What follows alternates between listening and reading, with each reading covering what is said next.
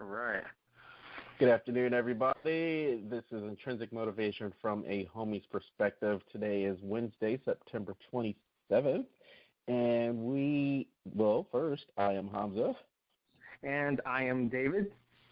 And today we have one of our intention group members. We have Isaac. And Isaac has over 20 years experience working in the prison system. And so I think our podcast is going to be a little bit different. Instead of just talking about the prison system, we're going to approach it from not only an intrinsic motivation from a homie's perspective, but also from an intender's standpoint. So with that, I'd like to go ahead and welcome you to the podcast. Isaac, thanks for joining us. Well, thanks for having me. It's a pleasure to be here. So when we talk about from a homie's perspective, just from when you look at it from an economic standpoint, or you just look at statistical standpoint, we African Americans are 12 to 13% of the population, but we are overrepresented in the prison population. And you were on the ground floor, if you will, so I'm sure you have plenty of tales of woe and also some patterns that you may have seen that anyone listening to this could pass along to the generation behind us so they don't repeat those patterns. How about that? Yeah. So go ahead. And I'd just like to say that although we have that statistics, I think that it's shown so much that the statistics even looks larger. Mm-hmm.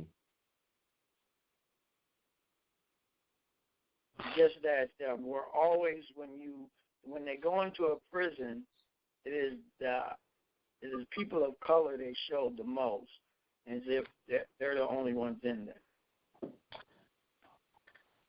So you're saying everything, I heard a long time ago that television is more of telling lies to your vision, and you're saying that's not the real deal with the real world population representation when you get to the prison system. Right. Now, did you work in the state or federal system? I worked in the state system. Okay. I worked in actual prison,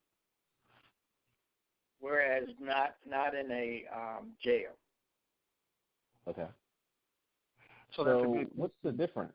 What's the difference between the jail, a state system, and the federal system? Okay. The jails are usually run by either the city or the county, and whereas prisons are usually state-run or federally run. So that's the difference. Okay, thanks for that. So let's back up for a second. How did you get into the system? Actually, it was sort of flukish. I needed a job, and I heard about the opportunity to work there. Some of my friends said I wouldn't be able to do that job, but I went in, put the application in, and was hired. And that's where it started in the 80s. Mm-hmm. what was your role? What was the position role that you had from, I don't know if it was the same thing the entire time you were working there, or did it just change over time, different positions? Well, I had the same position. I worked at juvenile prison. It's not really called a prison, but it's the same thing. But so I did that with guys from the age of what we call a juvenile system.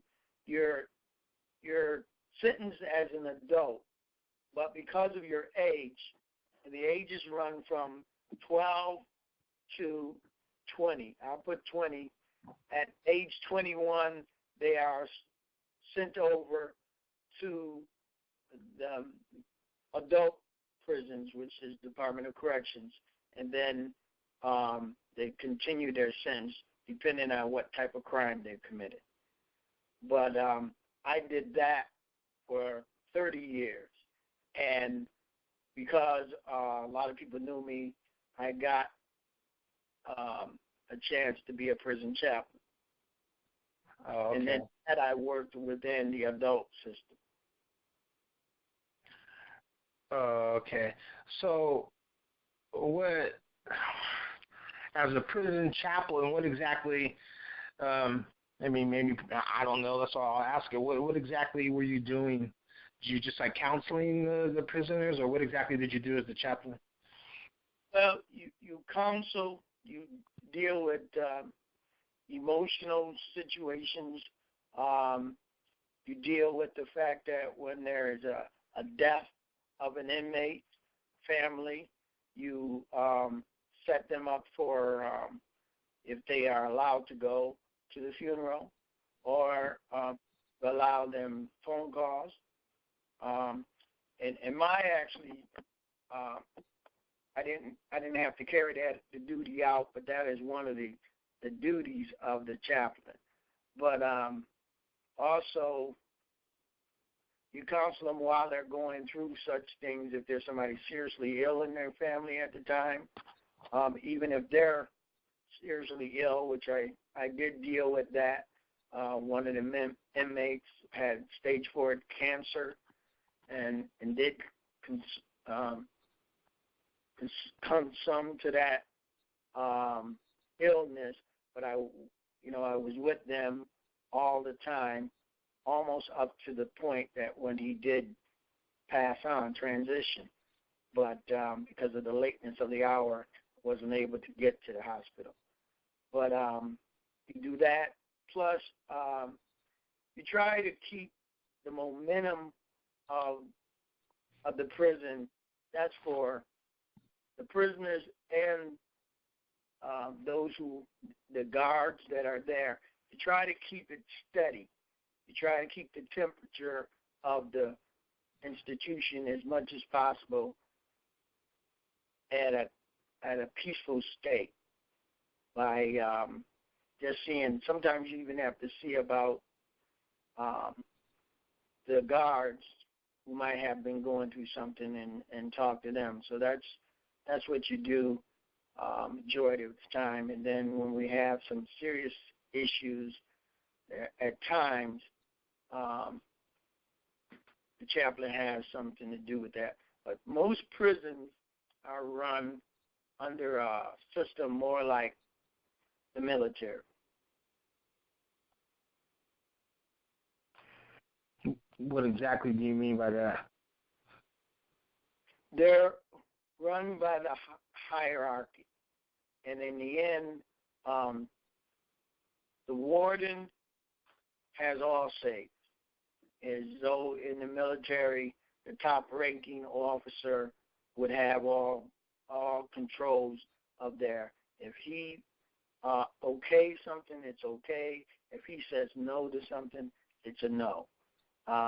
And all the officers are given rank just like they're given rank in the military.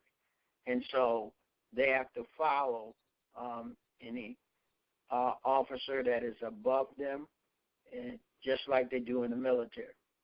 And although the chaplain is not subject to that, he does have to, when an officer, if he says, I'm taking control of the floor or the ward, then he has control, and the chaplain must yield his position. Now, let's go back a little bit, Isaac. You said you needed a job. You worked there for 30 years. So you said the 80s. Was it during the crack epidemic or before then? It was just before the crack epidemic. We've always had the drug culture, but there was just a lot of, especially, and I'm from New York State, so the big thing was that at that time drugs were being sold, and the reason I actually got positions, and people like me, was the fact that the drug dealers realized that if they could get young people to sell for them, that they were not going to do the time that they were going to do. So they began to recruit the younger generations. And because in New York State, especially if you got caught with heroin, it was a life sentence. Oof. With a certain amount of heroin. That was what we call the Rockefeller Law. And because of a young man, and his name escapes me right now, who was young, who was out in the streets, committed a brutal murder, then New York State, a little bit in the end of the 70s, came up with the Juvenile Defender Law, which allowed them to sentence the young people with the same sentences that they gave to adults. And so then there was, we had a max, what we call, that would be this senior juvenile corrections, and then you would have like a minimum. Those were the two. And depending on what type of crime it was, you were sentenced to go to those two. If you were in a max, then you had to, it was the same rules as in prison. And so guys would come there, and you could be 12 years old, again up to 20 years old, and be there and they could have life imprisonment. So that was it in the beginning. And as times changed and we did run into the crack, kids selling, we just began to increase.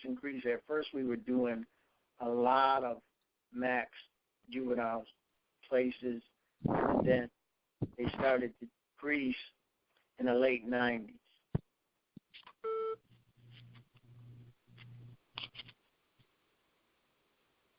So we, it was a big, but I think in the late 90s, we began to see a change in the behaviors of inmates. I mean, you always have your hardcore, and you have the guys who were thieves and they were drug dealers, but a lot of them were because of their social economic situation. And then there was the hardcore guy who was is out there to make money. He was a hardcore criminal. It's the best way I can explain it. But then we began to see a big change, and I think you began to see the guys, young guys coming in, and they had mood disorders, and then we began to get the terms like ADHD and ADD and those terms, and then we knew that some were dealing with schizophrenia and stuff of that nature, and you began to see that not only in the juvenile prisons, but you began to see a rise in what they call the mental hygiene prisons. Mental hygiene prisons? Yeah, they're guys who are, when people are in prison and they can't cope, because they began to give out medications for depression, schizophrenia, and all those in that family. And when you're in prison, you elect to take your meds or not take your meds.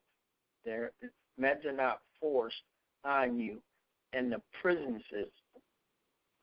But in the mental hygiene system, once an inmate is switched over to that system, he loses his right somewhat to choose to take meds or not to take meds. Mm-hmm. Because if his behavior off the meds is such that he can't adhere to the rules of the facility, they can force medicate legally. Mm-hmm. So Isaac, the facility, you said for 30 years you were doing this. Were you at the same place for the 30 years, or did they move you around? No, I was fortunate to be at the same facilities my whole term. Wow. Okay, so I know there's classifications, and maybe just because I just seen it on TV, so you can maybe clear this up. You know, there's like supermax, medium security, low security, whatever. What type of facility was it where you were at? With my juveniles, I was in a max, and then that max, we didn't change facilities, but our classification changed, and all the guys who were max were shipped out. But and with the adults, I was in a max, but I was in a max, which was mental hygiene max. Mental hygiene max, okay. And max simply just means, you know, if you're going to a max facility, it's because of the crime that you committed was a real violent crime, or is it just simply you're just a violent person and that's where you were, as opposed to, you know, some kind of white-collar crime, you'll go to a medium security. Is that kind of how it works, depending on the type of crime you've done? Yeah, that's how it works. Usually, if it's your murder cases are in a max, or your violent crime, when you're committing a robbery and you have a weapon, and but not only did you might have fired the weapon, nobody was killed, but you may have injured somebody of that nature, you can go to a max. And again, if you're an inmate that is very troubled, or you have a lot of problems everywhere you go, and that happens, not necessarily that you're a bad person, but you seem to run into problems wherever you go, you can begin to be pushed into a max. Interesting. Now, the supermax is relegated a lot of times for people with specialized crimes, and those vary according to how the court adjudicates you.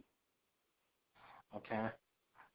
Yeah, the reason I asked, because I remember when Wesley Snipes got convicted, you know, of his tax stuff, and he had to do 18 months or whatever it was. But I was reading some of the details, and I'm like, God, man, the place where he was going seemed like Club Med. I'm like, you know, it was like a barracks type thing, you know, so there's a whole group, and it was really light security, or I guess a minimum security facility. You could practically just walk off and leave if you wanted to. But I just remember reading the details, and I'm like, wow, I guess if I committed crime, I want to go to that place. So I didn't know what determined, you know, obviously I guess it's the type of crime. You know, if you're a nonviolent type crime, maybe you just go to a nonviolent type facility, if there's such a thing. But there is preferences, and when you're a Wesley type person, there is where you get privilege. Yeah. Choices and things are done. If you see some of the young stars who went to jail. Then they said like, oh, they couldn't handle the pressure, and the judge released them. Your everyday person on the street would never get released because they were, like I was saying, there are people who sometimes have mental issues while they're incarcerated. They go to a mental hygiene place. It's a prison. They don't get to go home. Yeah. And that's America for you. And what our society does and how we label people and do things. When you know, you guys when we talked about this a long time ago, we talked about the stuff that causes people to do crime. And one of the things that, and in my years of place I worked, when I talk about a juvenile prison, you're like a mentor even though you're a guard, because you take them to school. That's one thing that you have school in regular prisons, but in a juvenile prison, they're mandated to go to school because some of them are under 16, and law says that you have to be in school. So we run a school and all that, and so we take them to school. If they're sick, we take them to the doctor. So we are basically like their parent, although when they go, they have to be shackled and harnessed and all like any other prison. And but I was saying earlier about the fact that they were in the late 90s, you began to see them giving out medication. And because of ADHD and ADD and other psychological problems that the kids got. And there are reasons sometimes why people commit crimes that are little because of themselves and some because of just the other day it was a thing about a kid's behavior I saw in the news in school, and the school officer had to restrain him because these sudden impulses and the way that we structure things, and that can happen on the street when kid meets a police officer. His behavior can be impulsive and cause him to do some things that normally kids wouldn't do. So, with the 30 years, you know, you've seen a lot of waves or trends, and you said in the late 90s that there were a growth in the mental hygiene prisons. Would you say that there was a correlation between the crack epidemic and now these are the children that were, you know, left to fend for themselves, and now they're in the systems where they're repeating a pattern of the generation before them? True. Very true. Drug issues have some things to do with it, and also the nutrition of our society today has some things to do with it, because you will see some of the same patterns from kids who don't have a drug history, but they're coming out. They have HDHD and ADD, and they have certain psychological problems. And sometimes I think it's got to do with some of the preservatives that have. Now, this is a personal thing. I have no data to say to that, but I think that you know, I was born in I'm a baby boomer, and I just did not see the things that you see in the schools and in the jail systems as I do today. It's got to be more than just drugs, and that has a major part. But there's some things that are happening. I was just watching a documentary the other day, and they were showing in Chicago some of the young kids and how there's a lot of the ADHD, and some of that is because of the drugs. But they were saying that it also has to do with other particulars that are happening in our society, and some of the stuff we watch on TV, the technology that goes forth, because one of the things, like talking to kids who have committed murder,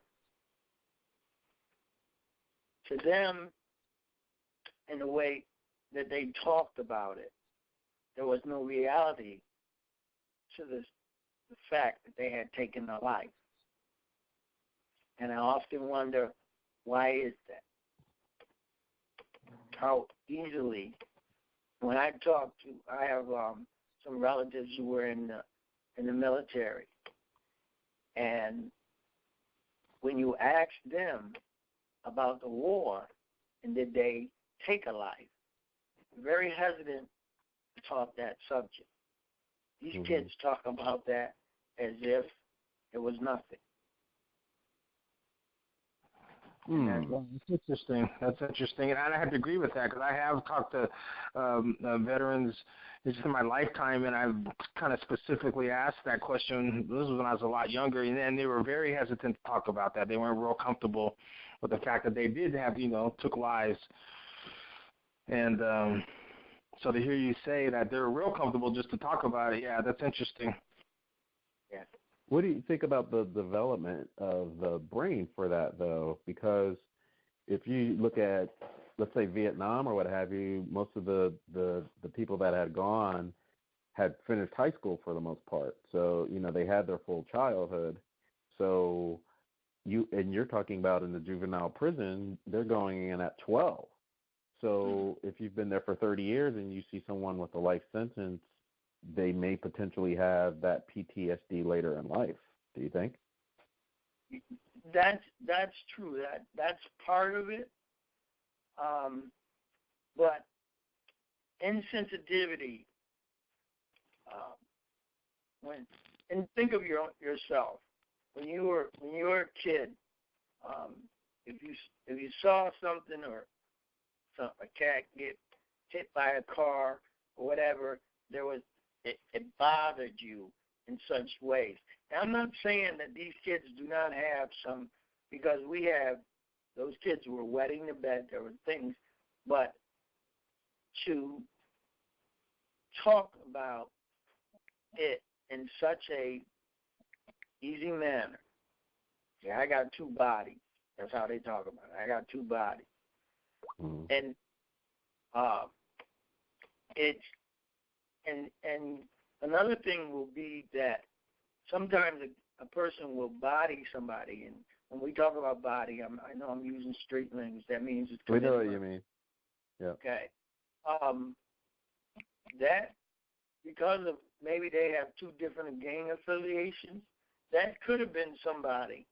And I know several times that those two people grew up together. They grew up in the same project, but they were on two sides of the gang war.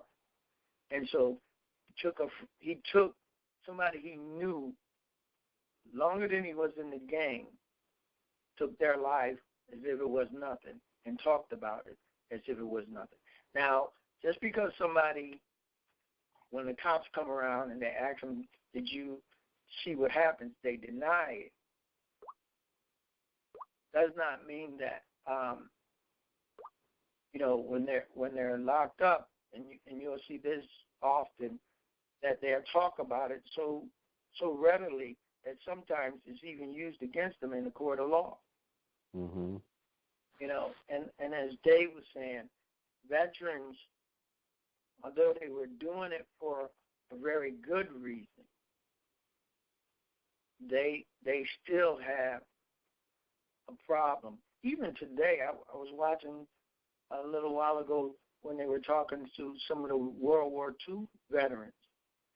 They have a hard time yet today talking about some of the things that they did. And again, there is a disconnect. And some of it is because of chemical dependencies, and some of it is because of, I believe that there is deficiencies in the foods that we eat that cause those things. And it's really sad. I had a friend. Go ahead. I had a friend about 2 years ago. She was distraught. Now, her kid was going to a private school. So, but it goes to what your second point was. He was about to get kicked out, and, it was a top school here in Georgia.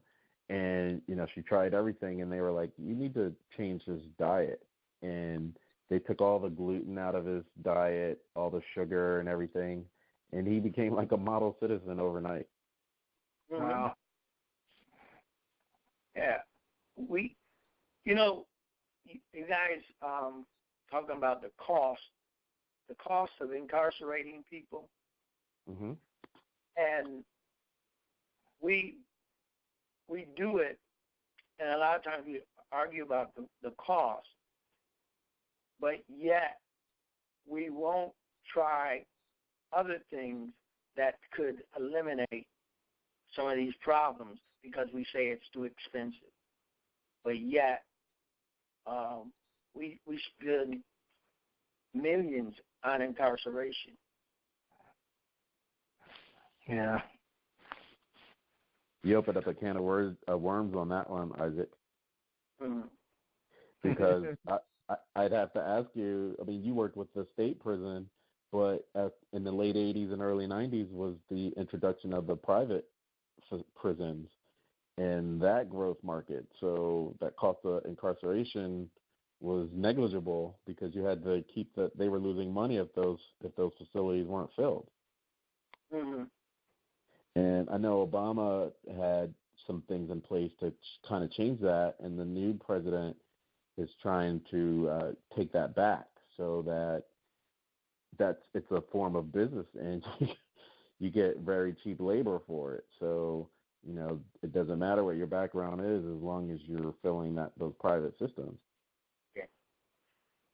And a lot of that, again, to that, is that we don't want, like these kids with these problems with ADHD and those such problems as that, and we talk about our kids with depression and all the mental issues, but when they get into the school system, we try to push that aside because we say we don't want to pay.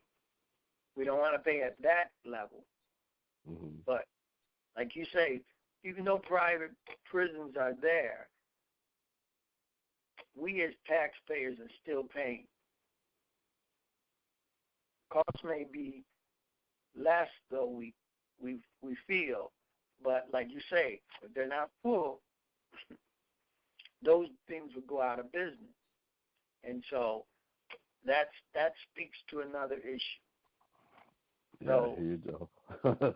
We'll have you back on that one.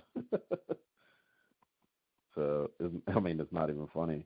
But as a chaplain, let me ask you. So I know the difference, and I remember adolescence, even though it was many moons ago.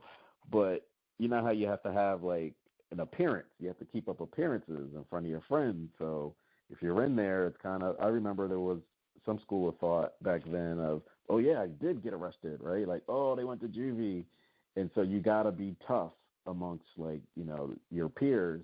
But when they came to, did you see like they may come to you with the hard shell, but over time that you were able to crack that shell? Yeah, as long as they weren't hardcore. And the hardcore kid is a small number. Mm-hmm. If given again, we had programs, and I wanted to bring this up. We had a program back in the mid-'80s where what we did was we took the hardcore guy, we split him up into 4 groups. And one was your aggressive kid. And then you had your guy who was he was trying to be hardcore, but he really wasn't hardcore. He had some kind of issues, so they went to a different group. But I was assigned to the hardcore guys, the guys who would fight in a minute, the real tough guys. And when it came out of all we called them cottages back in those days, when we did every month, they would do a report of restraints and fights. And out of the hardcore guys, we had the less restraints and we had the less fights. Because guys knew the guy that sits across the table from him was just as tough as he was and had just as much to lose if they fought. And because of it, we had some great group interventions. And a lot of times, your thug, as everybody calls him, is a pretty intelligent guy. Mm-hmm. And so when we began to sit down and we began to interact with those guys, we got a lot of things accomplished. But one of the things, like when you talk about trends, there are words that we were not allowed to use back in the day because the progression was everybody's trying to free will and these certain things to a point. But kids like structure. And that's, even today, I believe that. And so, but also, when you structure somebody, especially when you talk about hardcore people, they want to know that you can control them. And once you set those parameters, you can have a normal running group of guys who are willing. And guys got into school, or if they had other things that they were interested in, they began to pursue those things with a hunger that was great. I watched a guy who came in who, now I say that guys who are thugs are intelligent, but this guy at first could not read.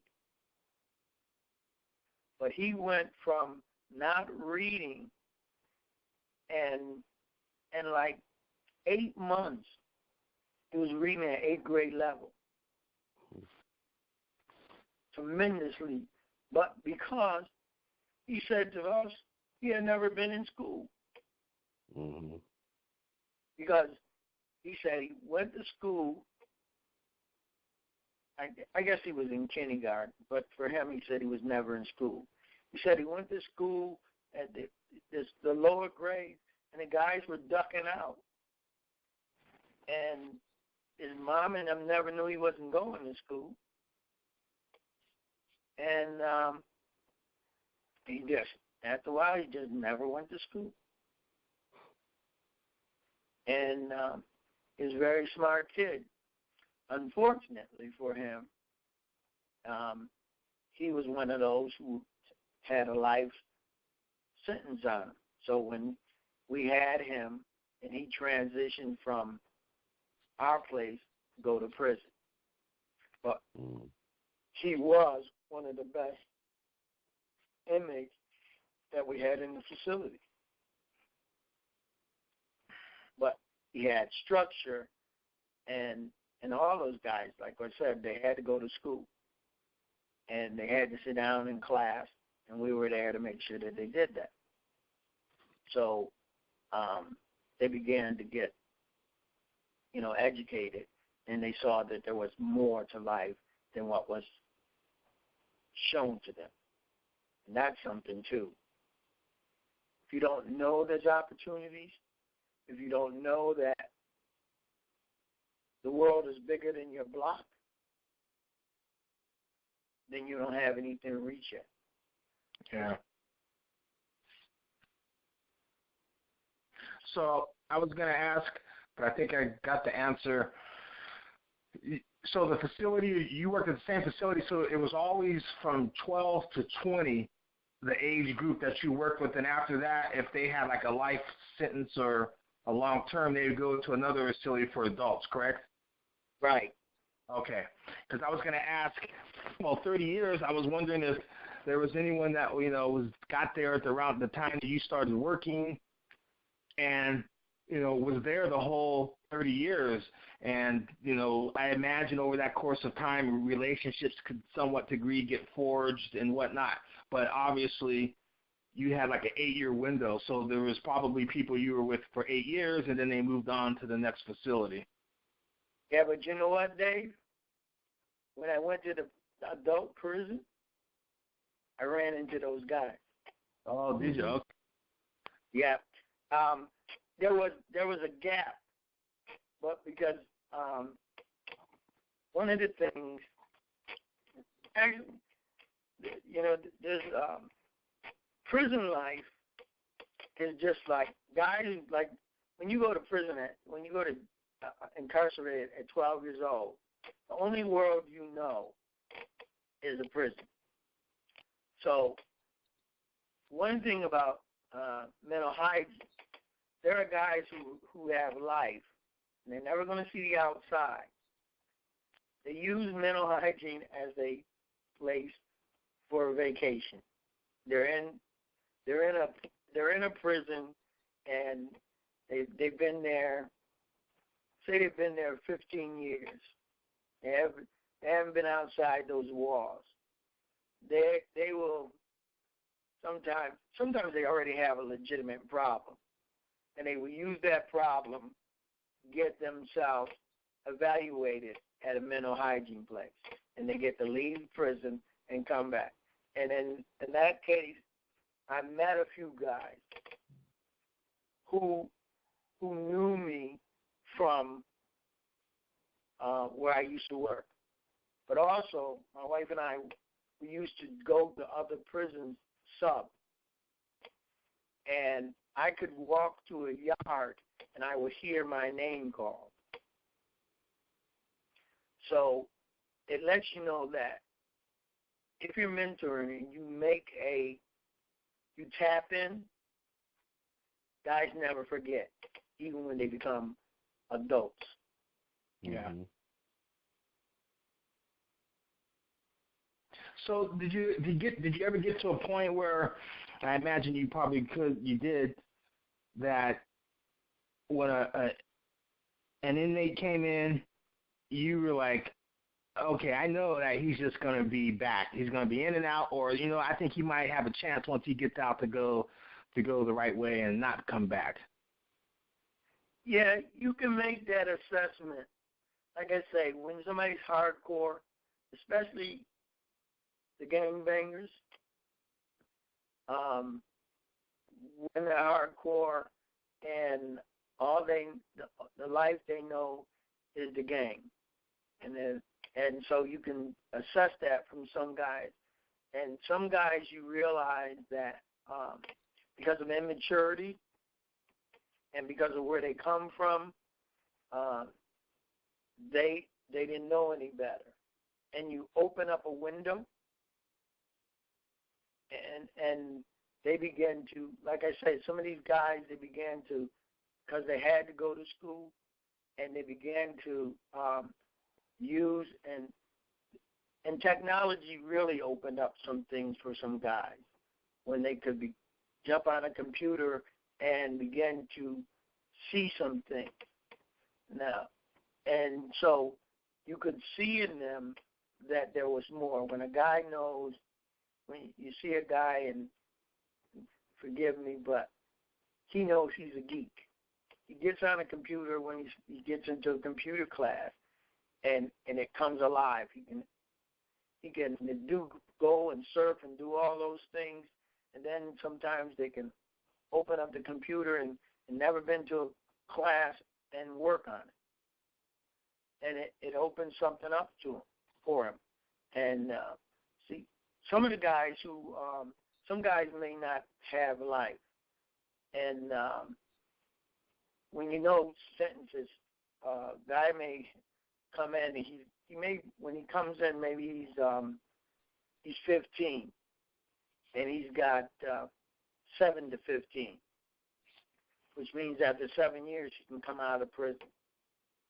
And that guy, he makes it. I do have some people who call me from time to time who were in prison and now out and are saying, hey, I'm still out. So it happens. It's far and in between, but it does happen. What about, and I've just, I've always wondered this, because of the explosion of, like, technology, like, say, over the past 20 years, people, getting out, like, today, and who've been, locked up for maybe 20 years or longer, and are just overwhelmed by the speed of life compared to the speed, where they were at when they were incarcerated. And it just gets overwhelming, and they find themselves, maybe whether they're conscious of it or not, committing a crime just so they could go back in, because that was a place where they could deal and they know everything, what's coming. And the world is just so fast. And, the way how we apply for jobs, everything's online now, and this, that, and the other. So did you ever see that, where you just figured a person was, like, really scared to get released? They were scared to go out into the world because it was just so much unknown, and they've been, and so much change, and they've just been locked up for so long. Yeah, and I tell you, as a chaplain, again, when I tell you that the corrections department is like the military, very slow to change. We wanted to implement programs, pre-release programs that got people ready for that change, because there is a lot of that. Because like I say, some people only know prison. Prison is like the real world to them. And so they don't want to get released.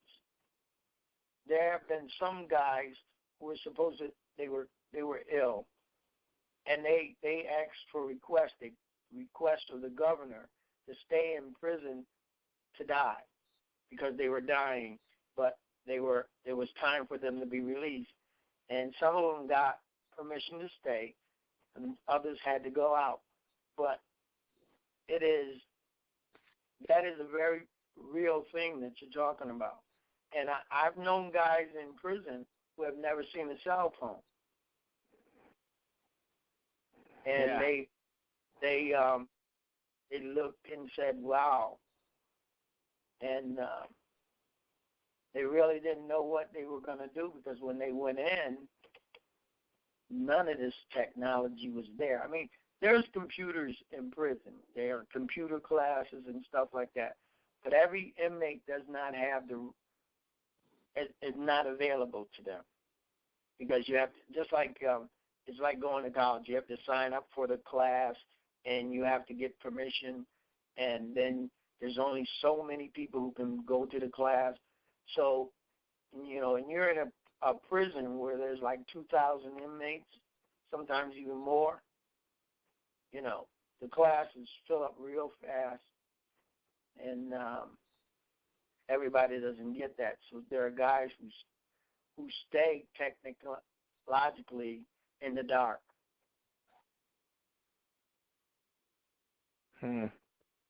That happened when Obama was leaving office. He had some pardons because there was a large number of inmates that were arrested on marijuana charges, right, in there for extensive period of time versus people for harder drugs. And because they were in the system for so long, they just it was from, as an outsider, it was just really hard to digest that they wanted to stay in there. But you had mentioned something where people would call you and they were out for a number of years. Was there ever a program where, I don't want to say graduates, but, people did their time and then they became a functioning member of society? Were they ever invited back to speak to the inmates that were in there? No, because it's taboo. You're a lot of times, sometimes it happens, but there's a lot of red tape to get that to happen. And, there are some programs, sort of like a reverse of the Scared Straight program, where they have people that come in and, but usually not a prison they've been in. So now prisoners are very skeptical. And, that would be the ideal thing, to have somebody who's gotten out, who was in that prison, and to come back. You see it on the news rarely, but because that person has done something very, very unique, that happens for him. But it doesn't, again, because the prison system is very staunch. And again, the warden has carte blanche to what can go on in his prison. And he or she holds on to that with an iron fist. And so it's like breaking down certain walls, and some of it is necessary. Don't get me wrong. Some of the things and the systems that they have in prison are very necessary, especially when it comes to security. They're very necessary. I've been here and I hear things and I'm like, wow, I don't know how that happens. But we were trained. You follow the rules when you do stuff, when you do searches, when you hook somebody up. When I talk about hooking up, that's putting cuffs and shackles on a person. You follow the rules, and I'm very anal about my keys, even to the day. You make sure you always have your key in your radio. Those are things that you do when you're in a prison. It's like the Bible. You just do them. And when that's violated, to me, and for a lot of people who have worked in there, it's like, how could you even have done that? So that when I say that, just to say that there are certain things that are very hard to change in the prison system, because the mindset is so antiquated. You have it's like trying to climb Mount Everest without any gear. So it's one of those things when you get in there. I don't think it's impossible, but there's a lot that has to go. But one other thing, while I'm on my little pulpit, but when you look at the government, they either go all the way to the right or all the way to the left. They have a hard time going in the middle.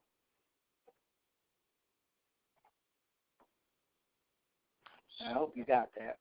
Yeah. Oh, no, definitely. We're almost out of time, but I do want to commend you, Isaac, because as you mentioned at the beginning of the podcast, you mentioned that it started out as we always call it God winks. That was one of our podcasts early on, where you just needed a job and you wound up staying there for 30 years. So, there were some things that were uphill battles, as you mentioned. and you got your scars, and there were some things that you worked through. And I think in closing, for someone that's listening to this, I'd like to hear from you what kept you there for the 30 years, because you obviously had an impact and something was working that would keep you in that position. Well, when you say, I'm sorry, go ahead. I said, good question. Okay. Well, one of the things, when you said a God wink, sometimes you don't know what you're called to, and there are certain things that people have to be called to, not because of a paycheck, but because when you're dealing with human beings and different personalities and stuff, you have to be flexible. You have to care. Although you want to do the job right, you have to care about both the job and you have to care about the individual that you are a caretaker of. And that's the word, caretaker of. And so as I got into it, and then remember, I'm dealing with people from the ages of 12 to 20. And I found, and then again, you made a point about the statistics. A lot of them looked like me. And it was a chance to make a difference. And I believe that in the 30 years that I did in juvenile corrections and the 20 plus that I did in adult corrections, I made a difference. And that mattered, because I could have took some other promotions and didn't take it, because being on the ground floor was that important to me. To be able to take young lives and mold them. And when you work in certain human service fields, you got to know that the success rate is very small, but you can't be deterred by that. And you have to know how to come to grips with that fact. But if you just win one, you've done a lot. And real quick, Isaac, the 30 years, that was, you were dealing with male inmates, right? Well, nope, I had females. The facility that we worked at, we had on one side was males, and one side, even in the prison, both, I was fortunately that I got to deal with both young ladies as well as women. And in the adult prison, I got to, as a clergy, go in and speak to them. And one thing we need to say about that is, today, your female inmate has the most difficulty, because a female deals with more emotional stuff than the male inmate does, and that makes them a lot more difficult inmate to deal with. And because a female may come in and she may have children or something that are home, and she's there. There's all kinds of things that you deal with, and the same thing with the young ladies, and trying to, and you have to have that balance when you're dealing with the young ladies, that sort of like a father figure, and you try to make sure that they don't reverse that into making you something that they're attached to, because they will really quickly. Mm-hmm. Wow. I mean, this was eye-opening. I definitely learned a lot this hour. Thanks for giving us a peek into your world, Isaac. And Isaac was telling us about the prison system and the past 30 years, and definitely made an impact. He definitely stayed there. And hopefully there's some nuggets for those that do listen to this of things of deterrence.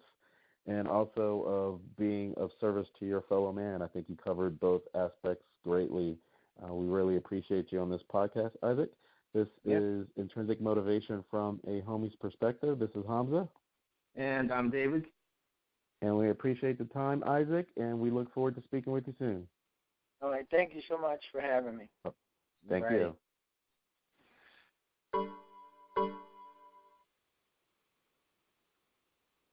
How's it going? Okay, I can hang up.